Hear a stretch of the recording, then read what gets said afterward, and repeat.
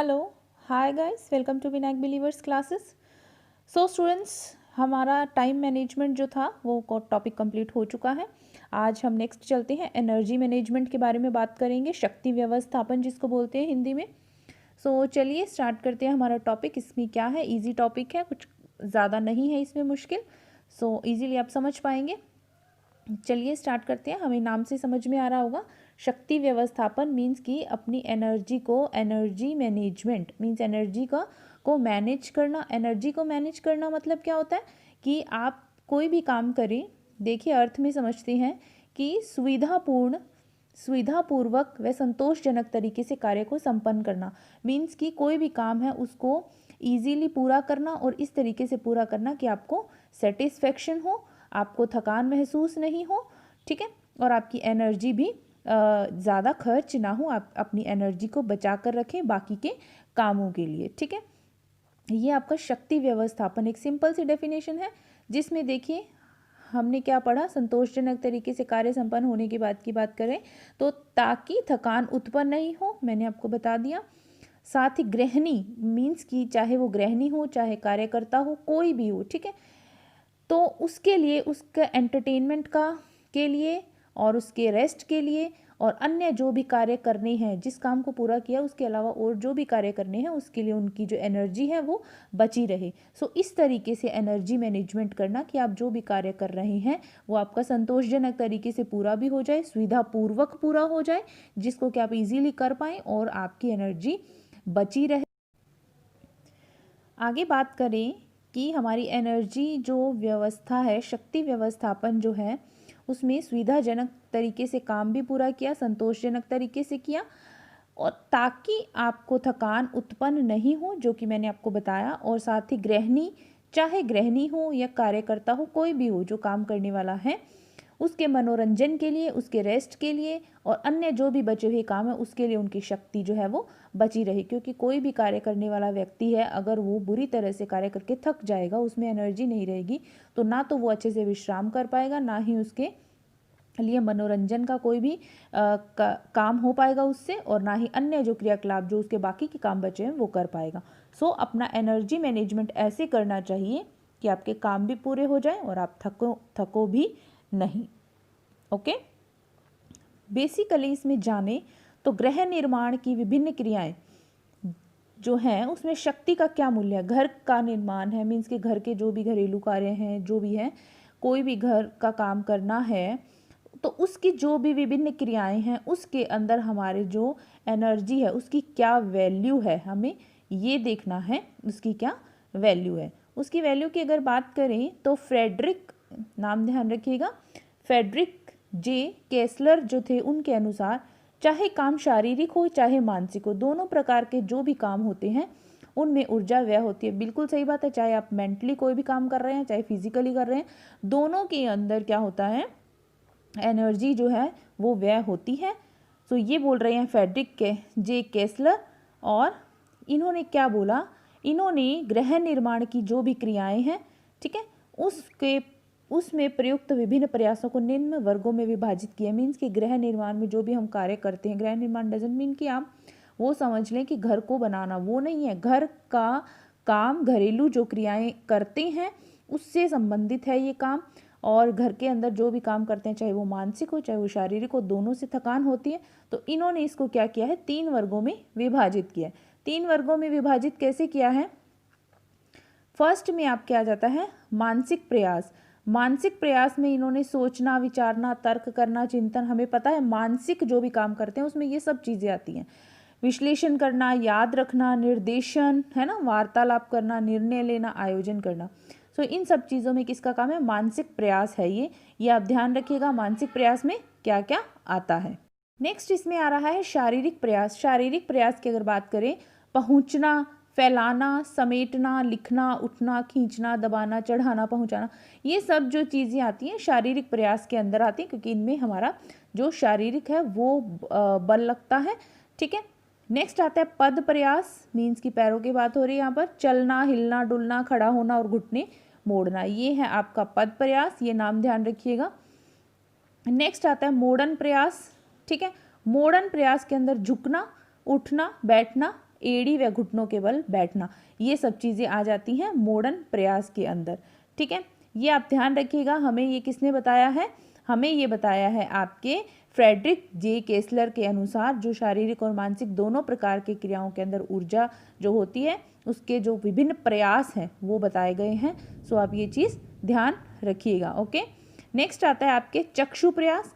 चक्षु प्रयास के अंदर देखिए नेत्र संचालन, पलक झपकना, देखना, खोजना, निरीक्षण करना, दूरी तथा प्रकाश की स्थितियों में समायोजन स्थापित करना। मीन्स कि हमें कितनी, हमारा प्रकाश कितनी दूरी तक जा रहा है, सो अपने उसके अंदर क्या करना, दूरी और प्रकाश के अंदर समायोजन स्थापित करना। ये किसका काम होता है? आँख का काम होता है। चक्षु आँख को बोलते हैं। ठीक है, ये बात आप ध्यान रखिएगा। ओके, नाउ हम देखते हैं शक्ति व्यवस्थापन की प्रक्रिया। मीन्स कि आपके एनर्जी जो मैनेजमेंट है उसका क्या प्रोसेस है। जैसे कि हमने टाइम मैनेजमेंट में इसका प्रोसेस देखा था, टाइम मैनेजमेंट का क्या प्रोसेस था, उसी तरह से इसका क्या प्रोसेस है। देखिए इसमें स्टेप्स कैसे कैसे होते हैं। शक्ति के उपयोग की योजना बनाना, मीन्स कि आप जो काम कर रहे हैं उसमें शक्ति का कितना व्यय होगा, तो उस चीज़ को लेकर योजना बनाना। मीन्स कि ऐसा नहीं हो कि आपके बाकी जो आप एक काम कर रहे हैं उसी में आपकी सारी शक्ति खर्च हो जाए, सारी एनर्जी आपकी निकल जाए और आप दूसरे किसी काम के लिए आपके लिए एनर्जी ना बचे। सो इस तरह के योजना बनाना, जैसे हमने टाइम मैनेजमेंट में किया था, सेम चीज़ है। ठीक है, तो कोई भी इसमें वो नहीं है कि आपके स्टेप्स में कोई ऊपर नीचे होगा, योजना बनानी चाहिए। शक्ति व्यवस्थापन की प्रक्रिया में पहले योजना आ जाता है, फिर आता है आपके क्रिया योजनाओं के क्रियान्वयन का नियंत्रण। मीन्स कि जो कार्य आप कर रहे हैं, ठीक है, उस पर नियंत्रण किया जा सके, ये आता है। मैंने आपको टाइम मैनेजमेंट में समझाया था, सेम उसी तरह से ही इसके भी स्टेप्स होते हैं। देन आपके क्या आ जाता है? मूल्यांकन। ठीक है, तो शक्ति व्यवस्थापन की प्रक्रिया में 3 स्टेप्स। पहले योजना बनाओ, फिर उस योजना पर जो आप कार्य कर रहे हैं, बनाई हुई योजना को जो आप जब क्रियान्वित कर रहे हैं तो उस पर उसका नियंत्रण होना, एंड देन आपने के शक्ति व्यवस्थापन पर किया गया जो आयोजन था या फिर योजना थी उसका मूल्यांकन करना कि आपको उसमें कितनी सफलता मिली है। ठीक है, ये है शक्ति व्यवस्थापन की प्रक्रिया। इसमें बताया गया है आपके एक डेफिनेशन है लैंग, बर्दी व बैरेट के अनुसार। ये क्या कहते हैं? शक्ति व्यवस्थापन के लिए घरेलू क्रियाओं को 3 वर्गों में बांटा गया। लैंग, बर्दी व बैरेट ने शक्ति व्यवस्थापन के लिए जो घरेलू क्रियाएं हैं, ठीक है, मीन्स कि आपको एनर्जी मैनेजमेंट करना है, उसमें उसके लिए जो आप घरेलू क्रियाएं करते हैं उसको उन्होंने 3 वर्गों में बांट दिया है।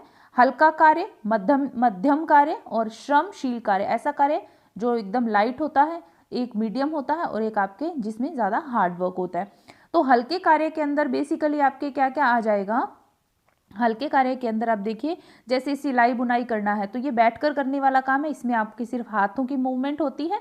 ठीक है, रफू करना, पढ़ना, लिखना, ये सब हल्के कामों में आता है। जिसमें जो कार्य आप बैठकर कर रहे हैं, जिसमें आपके सिर्फ हाथ काम कर रहे हैं, सो वो क्या है आपके हल्का कार्य। उसमें क्या होता है आपके मध्यम कार्य। देन आता है आपके मध्यम कार्य में क्या आ जाता है? मध्यम कार्य में शिशु को वस्त्र पहनाना, टाइप्स, जैसे बच्चे को आपने कपड़े पहना दिए, छोटे जो आपके छोटे छोटे जो क्लोथ्स होते हैं उनको आयरन कर दिया। ठीक है, बर्तन धोना हो गया, पैर की मशीन से स्टिचिंग करना, ये मध्यम कार्य में आता है। ये ध्यान रखिएगा, पैरों की मशीन से जब स्टिचिंग करते हैं जिसमें पैर भी चलते हैं, वो मध्यम कार्य के अंतर्गत आता है। और वैसे अगर सिलाई बुनाई की बात की जाए तो वैसे सिलाई करना जो है वो आपके नॉर्मल जो हल्के कार्य में आती है, जो कि वैसे ही बैठकर हाथ से मशीन चलाते हैं। ठीक है, सो ये डिफरेंस आप थोड़ा सा ध्यान रखिएगा। उसके अलावा आपके आटा गूंदना, सब्जी धोना, काटना, ये सब मध्यम काम में आ जाते हैं। इसमें आपके मध्यम कार्यों में आपके हल्के कार्यों से 24 कैलोरी जो एनर्जी है वो एक्स्ट्रा व्यय होती है। ठीक है, 24 कैलोरी जो एनर्जी है वो एक्स्ट्रा निकलती है, व्यय होती है, किससे? हल्के कार्यों के कंपैरेटिवली। ठीक है, नेक्स्ट आता है आपके श्रमशील कार्य। श्रमशील कार्य के अंदर क्या आ जाते हैं? आप जानते हैं ये हार्डवर्क होता है, जिसमें आपको जैसे कपड़े धोना आ जाता है, फर्श धोना आ जाता है, खिड़कियां झाड़ना करना, सील पाटी पर मसाला पीसना। मीन्स कि आप जो एक तो आप डायरेक्ट मिक्सर में कर रहे हैं और एक आप जो पहले पारंपरिक टाइम में सील पाटी पर मसाला पीसते थे तो उसमें ज़्यादा मेहनत लगती थी, लेकिन आजकल मिक्सर में पीसते हैं तो इसमें ये हल्के काम में काउंट होगा, लेकिन अगर आप सील पाटी पर मसाला पीस रहे हैं तो वो आपके श्रमशील कार्य में काउंट होगा। लकड़ी काटना, बोझा ढोना, ये हार्ड वर्क जो है वो आप सब जानते हैं कि कौन कौन से होते हैं, जिसमें हमारी पूरी बॉडी मूव करती है और ज़्यादा हार्ड, जिसमें हमारी एनर्जी लगती है। ठीक है, उसके अलावा एक है, स्वार्ट्ज ने भी घरेलू क्रियाओं में व्यय होने वाली शक्ति के आधार पर कार्यों का वर्गीकरण किया। स्वार्ट्ज थे, उन्होंने क्या किया, घरेलू क्रियाओं में जो शक्ति हमारे व्यय होती है उस पर उन्होंने क्लासिफिकेशन किया है, क्लासिफाइड किया। उनको कैसे किया है, देखिए ये है आपके कार्य विवरण। कार्य हल्का, साधारण। हल्के कार्य में देखिए कैसी कितनी एनर्जी जाती है, वो जाती है आपके 100 से कम। तो ये क्या है, विश्राम अवस्था से अधिक व्यय होने वाली शक्ति का प्रतिशत। मीन्स कि विश्रामावस्था में जितनी एनर्जी जाती है उसके अलावा उससे अधिक जो शक्ति व्यय होती है वो है हल्के कार्य में। ठीक है, विश्राम में तो कम जाती है, लेकिन हल्के कार्य में 100 से कम एनर्जी जो है वो आपके जाती है। साधारण जो कार्य है उसमें 100 से 150 मीन्स कि 100 से 150 तक एनर्जी व्यय होती है, ये ध्यान रखिएगा। भारी काम करने पर 150 से 200 तक, ये आपको स्वार्ट्ज ने बताया है, उनके अकॉर्डिंग है, ये आप ध्यान रखिएगा। ठीक है, स्वार्ट्ज के अकॉर्डिंग उन्होंने इन कार्यों को इस तरह से बताया है कि इसमें इतनी एनर्जी लगती है, इसमें इतनी एनर्जी लगती है। अधिक भारी काम में 200 से 300, और अगर भारी काम की बात की जाए, बहुत अधिक भारी काम की बात की जाए अगर, तो वो होती है आपके 300 से अधिक। ठीक है, बहुत भारी काम में 300 से अधिक, अधिक भारी काम में 200 और 300, और भारी काम में 150 से 200, ये चीज़ आप ध्यान रखिएगा। सो ये था आपके energy management topic. So I hope आपको ये समझ में आ गया होगा स्टूडेंट्स। कोई हार्ड टॉपिक नहीं है, ईजी टॉपिक है, आपको सिर्फ कॉन्सेप्ट क्लियर होना चाहिए।